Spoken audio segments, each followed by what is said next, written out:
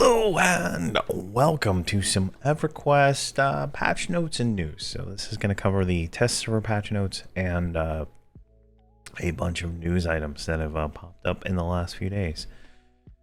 So let's get into this. So October 7th is when this posted. Today is October 9th. I did not see it yesterday, but some of this overlaps with the beta patch notes that I posted yesterday. So keep that in mind. There might be some duplicate items in between these two.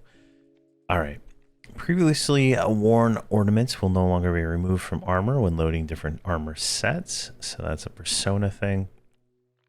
Items that convert between augment and armor pieces, the Terra Valeris as an example, will automatically be converted more reliably. So if you have the tier as your ammo slot on one character, and then another persona has it as the AUG, well, it's gonna swap. Privateer eye patch will now work with female trolls.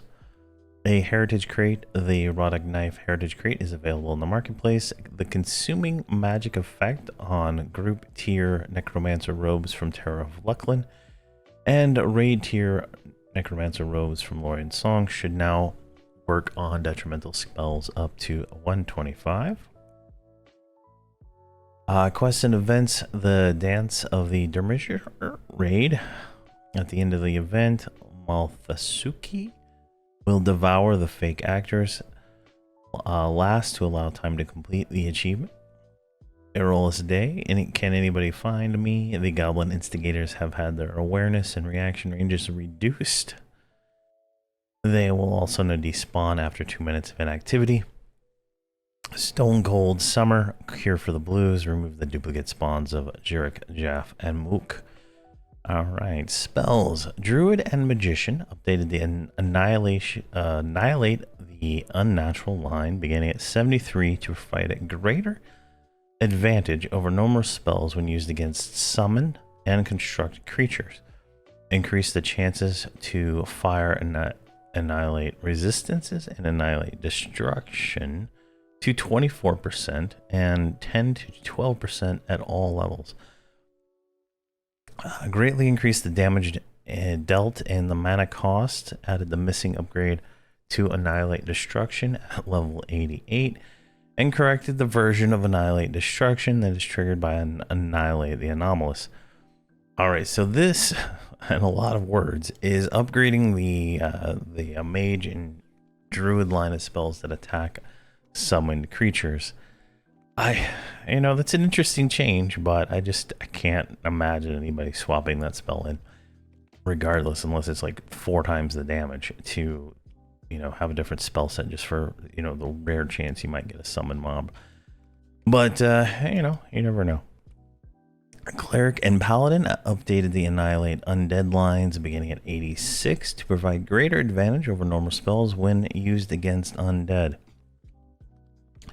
Increase the chances of fire, annihilate resistance, and annihilate destruction to 24% and 10 to 12% at all levels. Greatly increase the damage dealt and the mana cost to be proportional to the annihilate unnatural line. So kind of doing the exact same thing for cleric and paladins against undead. Now again, paladin doesn't need whatever this is. Paladin is literally doing 10 million crits against undead at current level.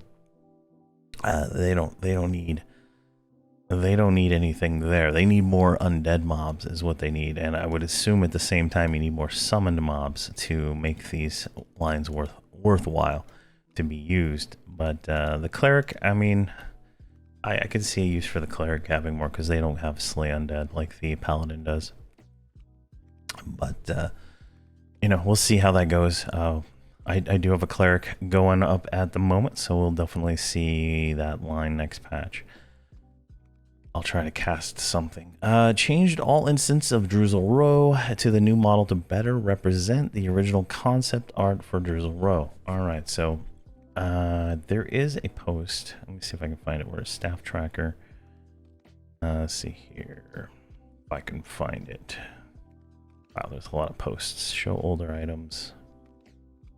Oh, it's going to show the quest. Okay, so this is a lot of the beta stuff is being shown here. So There's no NDA, so I don't have to worry about that. But this is the model right here. So, you know, it looks like she's like a Eurodite with white hair, which is really cool. Too bad you can't actually do that with your characters. I might actually make one. But that would look pretty sweet as a kind of a player model, right? So, and they're just correcting the lore, I guess, around her. There's a different model at some point of her in the game, and the model did not represent the concept art, so that's what they're changing there. Overseer corrected an issue that could allow starting a quest with an incapacitated iconic agent. Miscellaneous fixed how finishing blow headshots are calculated. Updated the keyring command to specialize what tab. So keyring mount will open up the keyring mount tab, so that's kind of nice. Added item quantity to the message when purchasing from merchants. So that's a lot of these were in the beta patch notes from yesterday, so that's why they're kind of being repeated here. Added a message for you when you deposit your coin in the shared bank. Added the name of the item the player has foraged when foraging. Added class abbreviations to the faction spellbook and missing spell output filters. So your personas, you can see which persona is missing what spell. Corrected an issue that prevented the /cast command working on the 10th spell slot. Personas who are dead when an event is complete should now receive their pending rewards when they respawn. A chat message showing the task timer upon request or completion will now be more accurate for solo tasks. Made improvements to how the new UI engine scales windows. Fixed potential sources of rendering artifacts that could occur when using UI scaling. Key maps will now load and save to a character persona specific INI file. These key maps will take precedence over anything in EQ INI file. That is fantastic. And in all honesty, I'm excited about that change. Added default K to open the keyrings window. Added a new key behind options for the different tabs of the keyring window. Fixed handling of DirectX reset issues when the full screen window is not active in the foreground, right? Fixed an issue that caused the extended target window to be reset when camping with custom UI. The ignore section of the friends window will now accept the server, so you can ignore all the servers of all the different people spamming power leveling services. Converted the send money window to the new UI engine. All right, so here we go. We got the send money window changed, and the find location and all those are changed. Yeah, let's see. Can we please keep the old UI or the old model for Drizzle Roll on TLP servers? Many play for nostalgia. Years ago, you changed the models back to the old ones to keep content visually closer to how it was released. And then it just, lots of questions here. Let's see, there's a staff post. I don't have a bug ticket internally, so how can we look at the quest overlay window? It's wonky when it wants to stay up and when it doesn't. All right, quest window's got some issues for people there. So that's the patch notes. A lot of that is overlap with the beta, which is expected, so that's good. In other news, the Shattering Row is up for pre-order. I covered this in one of the live streams, and then I covered this in I think a few other videos. I've been going hard promoting this, and they don't pay me, so I'm just excited about that. I want more people playing, so call me a shill if you want, but it's nice. So this is pretty much all the stuff. There's a whole beta page here that shows it, and you can kind of see this. If you have access to the beta, you can go to the Sacred Grove, and you can see Tunar, Nathaniel Marr, Ralos, and Soulseek Row all in the same zone, chilling. And I don't know why Tunar is really so tiny, but she's small right now, so maybe they'll fix that. But this is just, there's all these different, wrong button. See what I'm going to be doing next. All right, so we got that. So that's in the news there. These are all the weapons that you can buy if you pre-order it, or not buy, I guess. You get when you pre-order it and stuff like that. You also get access to the beta forums. There is quite a bit of stuff going on in the beta forums. You can see here there's a few posts and stuff like that. Bugs and whatnot that people are helping to track down and get on their list to fix before release. The new expansion, goes up to 130. I still haven't figured out what these magical storms are. There was a few posts I might look at here in a minute, but I didn't see any when I was running through. There should be a video coming out today. So this is October 9th. So there should be a video today of me running around all the zones and showing all those. I hopefully get this video out. This video probably going to be after that one though.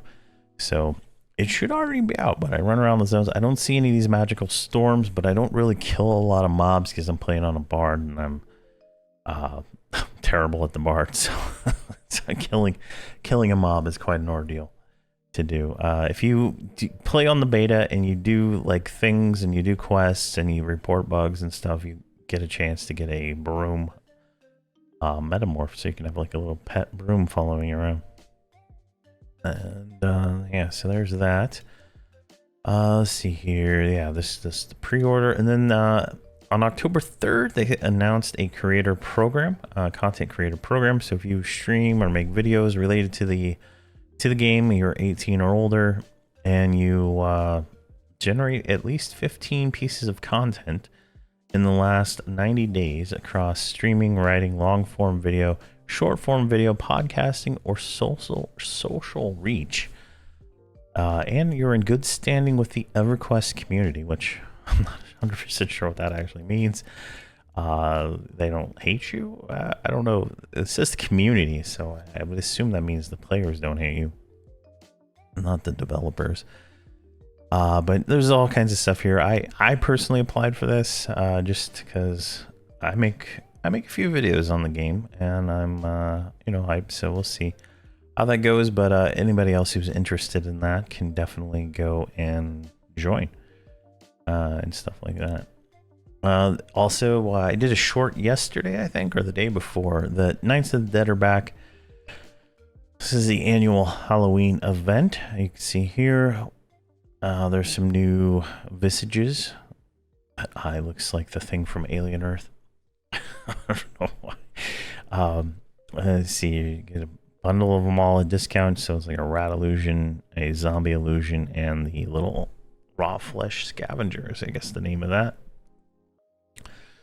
And so you can do that. There's some quests that take place in like Kithagor Forest and all the different places in the background. Has changed to that. So this will be going on until November 11th, which November 11th, if I'm not mistaken, is the same day that the Extra Life bonuses go live. I'm looking at my calendar. I got it all on the calendar. I'm starting to lose my mind. There's so much stuff to remember. Yeah, Extra Life bonuses start on November 11th, which will be crazy. We'll be streaming that for sure. But definitely check this out if you're interested in these quests. There's a few clickies that are kind of nice in some of these things. And then, so right now we're currently in. It's not in here. Did I open up the wrong one? Maybe it's here. Labor Day bonus. Where is it at here? There's a bonus going on right now, and I just want to pull that up so we can see it. I thought it was in this one. So just September. Here we go. Fall Fun. That's the one I was looking for. So Fall Fun, we are currently in the October 7th to October 20th bracket, which is 150% experience gain. And if you watch my streams, I'm currently streaming 2 different servers off and on, Verant Interactive and Drenell. So I'm leveling up characters rapidly during this bonus. So if anybody wants to join or watch or whatever, feel free to let me know.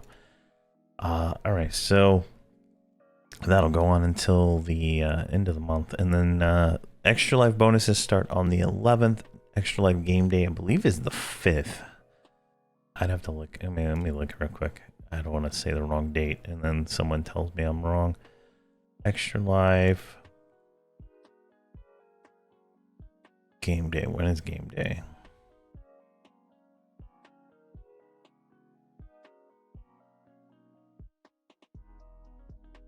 Yeah, hopefully I'm going to be streaming on that day to do whatever I can to help their cause.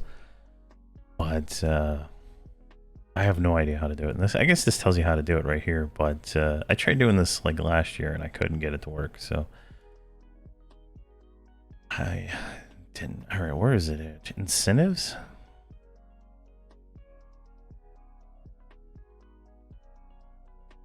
All right, Extra Life game day is actually November 8th. I guess it was the 5th last time. So that is a Saturday.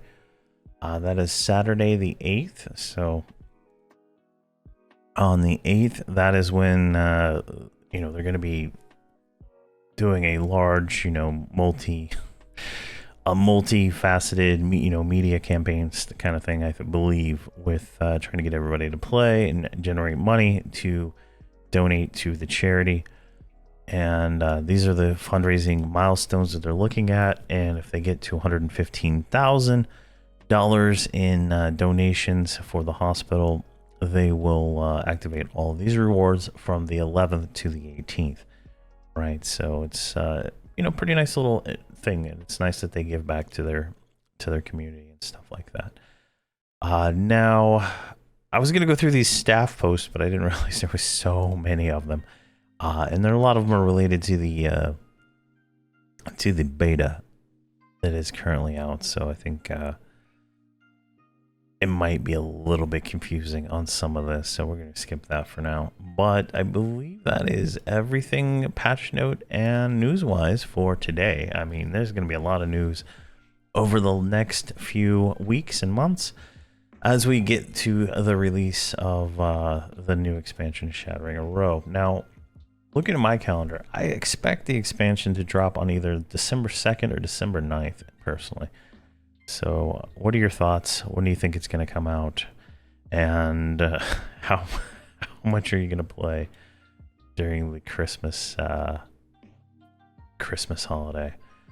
So there we go. So thank you guys very much for watching, and please have a fantastic day.